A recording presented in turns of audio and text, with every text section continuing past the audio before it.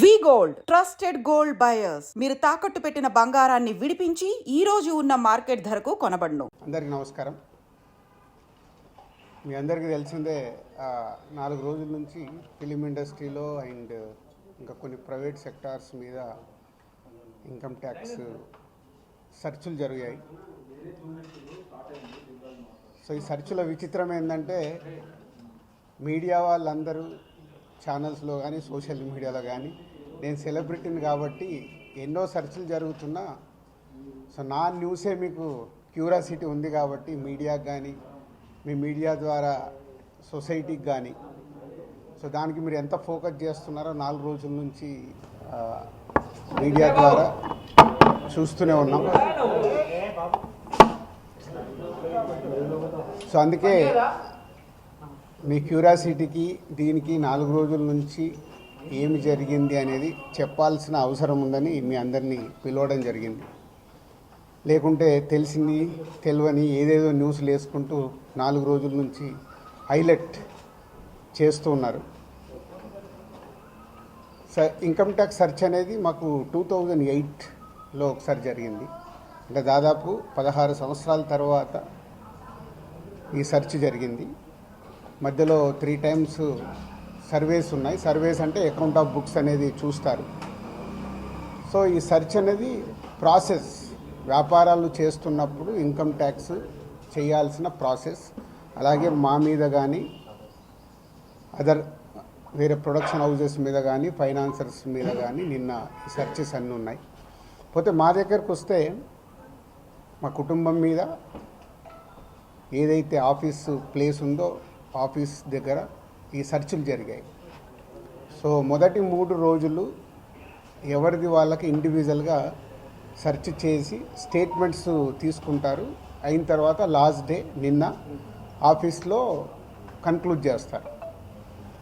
So మా హౌజెస్లో జరిగిందా కానీ ఆఫీస్లో జరిగిన దాంట్లో కానీ చాలా రిపీటెడ్గా వేసిన కొన్ని ఛానల్స్లో కానీ సోషల్ మీడియాలో కానీ ఇంత డబ్బు దొరికింది, ఇంత డాక్యుమెంట్స్ దొరికాయి, అది దొరికింది అనేది కొన్ని హైలైట్ చేశారు. ఎక్కడ కూడా మా దగ్గర డబ్బు కానీ డాక్యుమెంట్స్ కానీ ఐడెంటిఫై కానీ మా దగ్గర నుంచి వాళ్ళు తీసుకున్నది కానీ లేదు. నా దగ్గర ఒక 5 lakhs, మా శిరీష్ గారి దగ్గర ఒక 4.5 lakhs, అలాగే మా డాటర్ ఇంట్లో 6 lakhs, ఆఫీస్లో 2.5 lakhs, మొత్తం బిలో 20 lakhs. మా అందరి దగ్గర కలిపి బిలో 20 lakhs ఉంది. అలా ప్రతి ఒక్కటి ఇట్లా వాళ్ళు ఇన్కమ్ ట్యాక్స్ ఏమేమి చూశారనేది ఇలా వాళ్ళది అయిన తర్వాత పంచనామా చేసిస్తారు. సో క్యాష్ రూపంలో అది. అలాగే 5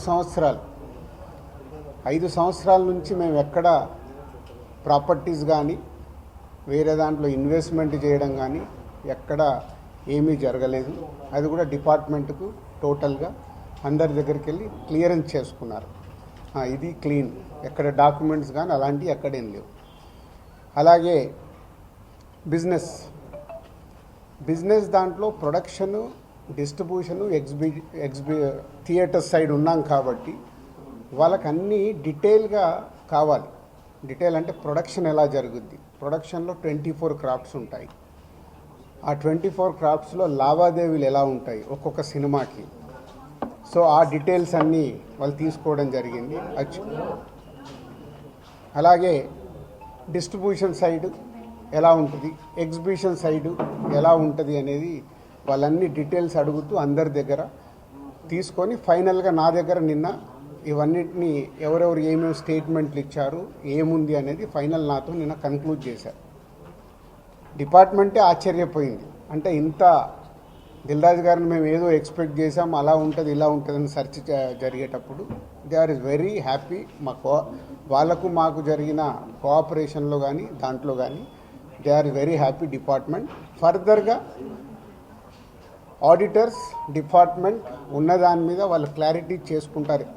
అన్ని బుక్స్ ఆఫ్ అకౌంట్స్ కరెక్ట్గా ఉన్నాయా, ఇవేమున్నాయి లాస్ట్ 5 years అని అవన్నీ వాళ్ళు చేసుకొని కన్క్లూడ్ చేస్తారు. ఇదైపోతే మా మదర్ది, అమ్మకి 19th రోజు కాఫ్ కోల్డ్ ఎక్కువైంది. 19th అయిన తర్వాత ఇంట్లో వెళ్ళేసి ట్రీట్మెంట్ తీసుకొని వచ్చి ఇంట్లో ఉన్నారు. సడన్గా కాఫ్ ఎక్కువ అవుతే ఇమీడియట్లీ హాస్పిటల్కి పంపించాం. దానికి ఎవరో కొందరు హార్ట్ అటాక్ అని ఇంకేదో అయిందని రకరకాల న్యూస్లు క్యారీ చేస్తారు. She very fine. జస్ట్ 2 రోజులు షీఈ్ 81 ఏజ్. 2 రోజులు హాస్పిటల్లో ఉండి ఇప్పుడు డిశ్చార్జ్ అయ్యి వస్తున్నారు. She's very normal. Lungs infection కొంచెం పెరగడం వల్లే కాఫ్ వచ్చింది. దానికి ట్రీట్మెంట్ తీసుకొని వస్తున్నారు. సో దయచేసి నా మీడియా వారిని 4 రోజులు జరిగింది కానీ ఇది కానీ మీకు తెలిసిందో తెలియందో హైలైట్ చేసుకుంటే వేయకండి. నేను ఎప్పుడు రిక్వెస్ట్ చేస్తుంటాను. అంటే ఇప్పుడు నా మీద మీకు ఎంత క్యూరియాసిటీ ఉంటుందో ఒక సెలబ్రిటీగా, అలాగే చాలామందికి అది ఉంటుంది. తప్పుడు న్యూస్ వెళ్ళినప్పుడు అక్కడ వాళ్ళకి ఇటు మాకు తెలిసిన కుటుంబాలు కానీ ఇష్టపడే వాళ్ళు కానీ తప్పు న్యూస్లు వెళ్తాయి. దయచేసి మళ్ళీ నేను ఎప్పుడు చెప్పేదే మళ్ళీ చెప్తున్నాను, తప్పుడు న్యూస్ని బయటికి తీసుకెళ్ళకండి. Okay, thank you. ఎందుకు చేస్తారయ్యా? ఒక్క నిమిషం. 4వ రోజు నాది కాదు కదా, మైత్రిలో జరిగింది, అభిషేక్ మీద జరిగింది, ఇలా అందరి మీద. ఇది ఇండస్ట్రీకి సంబంధించి ఎందుకు టార్గెట్ చేస్తారు? ఇన్కమ్ ట్యాక్స్ అనేది ప్రాసెస్, ఇదేమి ఇల్లీగల్ కాదు. ఇన్కమ్ ట్యాక్స్ అనేది ప్రతి ఒక్కరికి, మీరు కూడా టీడీఎస్లు కడతారుగా, ఎందుకు కడతారు? అస్సలు తప్పు. ఇవే అంటున్నా, రాంగ్ న్యూస్లు మీ ఇష్టంకి వచ్చినాయి అనేసుకొని వేయడం ఎందుకు? అభిషేక్ అగర్వాల్ కూడా ఉన్నాడుగా, మైత్రి కూడా ఉందిగా, వాళ్ళకు ఉన్నదాని మీద 18 years అయింది.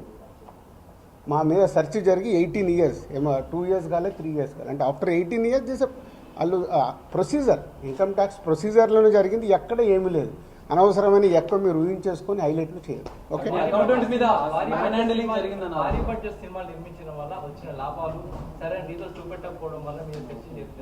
నా దగ్గర కాదండి, మొత్తం జరిగితే మళ్ళీ మీ దగ్గర అంటారండి. సో అన్నీ జరుగుతాయి. It's a process. ఇందాక చెప్పాను కదా, 24 క్రాఫ్ట్స్కు ఎలా స్పెండింగ్ చేస్తున్నారు. ఇప్పుడు మా గేమ్ చేంజర్ ఇంత బడ్జెట్ అయింది, ఎలా స్పెండ్ చేస్తున్నారు. They want all accounts. మేము క్లీన్గా ఉండొచ్చు, తీసుకున్నోడు ఉండకపోవచ్చుగా. సో మా దగ్గరికి వెళ్ళి అన్ని డీటెయిల్ తీసుకొని ఎవరెవరికి వెళ్ళాయో వాళ్ళ ద్వారా చెక్ చేస్తారు. ఎందుకంటే TDS, GST, so many process ఉంటాయి. అంతేగాని ఎక్కువ ఊహించేసుకుంటున్నారు, ఏం లేదని. అంటే హైలైట్స్ దాంట్లో ఉండకుండా కొంచెం బయటికి రండి అని నా రిక్వెస్ట్. టాప్ డైరెక్టర్స్ కి బ్లాక్ ఇవ్వడం వల్లే ఇష్యూస్ వస్తున్నాయి అనేది కూడా వినిపిస్తుంది. మీలో కొంతమంది, మీ ప్రొడ్యూసర్స్ కొంతమంది చెప్తున్నారు, దీనికి ఏమంటారు? మీ ఛానల్స్ కూడా చాలా చెప్తారు, బ్లాక్ ఎక్కడ ఉంది, ఎక్కడికి వెళ్ళి వస్తుంది, నువ్వు సినిమా ఎక్కడ చూస్తున్నావు, ఆన్లైన్లో టికెట్ బుక్ చేసుకుంటున్నావు, 90% బుక్ మై షోలో బుక్ చేసుకుంటున్నావు, పేటీఎంలో బుక్ చేసుకుంటున్నారు. ఎక్కడుంది క్యాష్? 90% అకౌంట్లోనే కదా అందరు మీరు బుక్ చేసుకుంటున్నారు, సినిమాలు చూస్తున్నారు. అది మళ్ళీ మీ ఊహ. ఎవరికి రావాల్సిన స్టోరీలు ఎప్పుడు రాసుకుంటూనే ఉంటారు. ఎందుకంటే మీకు కూడా హైలైట్స్ కావాలి కదా, లేకుంటే కష్టంగా. నేను మీకు అదేనండి చెప్తున్నా, 2008లో అయింది సెర్చ్ నా మీద. ఎన్ని సంవత్సరాల తర్వాత వచ్చారు? 1, 2 ఓన్లీ నా మీదే అవుతే మీరు మాట్లాడేది రైట్. ఇండస్ట్రీలో చాలామంది మీద అయింది కదా. సో దానికి లింక్ లేదు కదా. అదే అనవసరమైనది ఊహించుకొని లింకులు చేయకండి అనే నా రిక్వెస్ట్. అసలు నేను ఆఫీస్కి వెళ్ళాను, మరి నాకు ఎవరైనా చెప్పలా.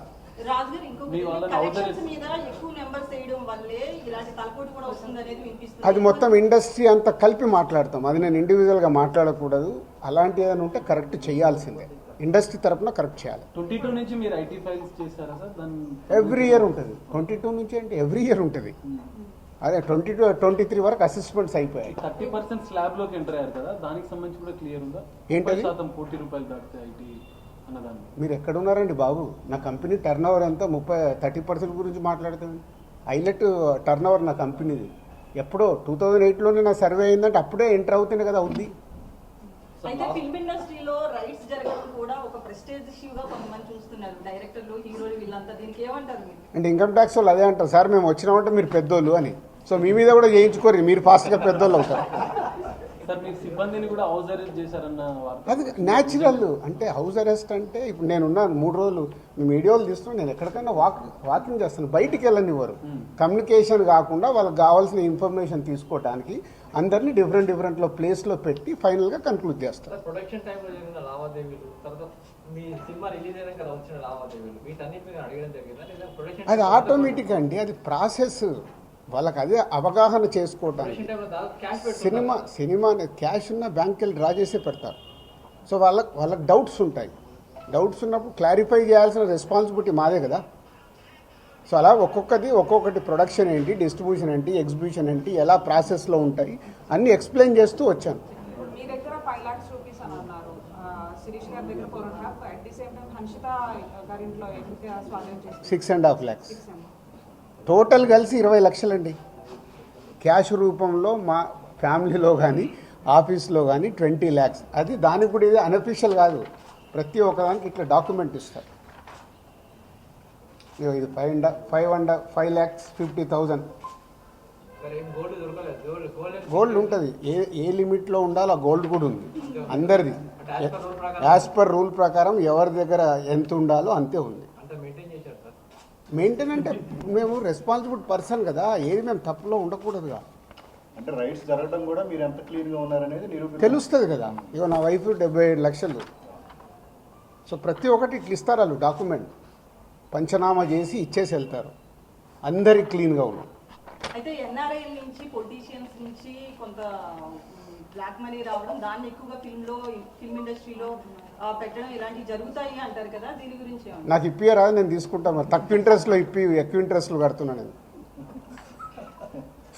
సంక్రాంతికి వస్తున్న సినిమా మీద ఏపీ హైకోర్టులో ఒక పిటిషన్ అవన్నీ జరుగుతూనే ఉంటాయి. ఎంతసేపు నెగిటివ్ పాజిటివ్ మాట్లాడు. అవన్నీ ప్రాసెస్లో జరుగుతుంటాయి. ఎందుకు వేసారు, ఏది ఆగదుగా, ప్రాసెస్ అది జరుగుతుంది. ఓకే, ఐటీ వాళ్ళు ఏం చెప్పారు సార్? ఏం చెప్పాలి, అయిపోయింది, మొత్తం తీసుకున్నారు. థర్డ్ రోజు వచ్చి కలవమన్నారు. ఈ లోపల చెక్ చేసుకుంటారు, ఆడిటర్ వెళ్ళి మాట్లాడతారు. థర్డ్ రోజు వెళ్ళి నేను కలుస్తాను. మీరు ఫిల్మ్ ఛాంబర్ ప్రెసిడెంట్గా ఉన్నప్పుడు నెక్స్ట్ మొత్తం ఇదంతా అయిపోయింది కదా, చెప్పినా మొన్నే 2025 స్టార్ట్ అని. సంక్రాంతి వస్తున్నాం, స్టార్ట్ అయింది కదా. ఎలా సూపర్ హిట్లు కొట్టాలనేది మన పని, అదే మొదలు పెడతా. ఓకే, పాజిటివ్ అండి.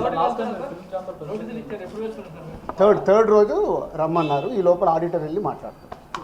Okay, thank you.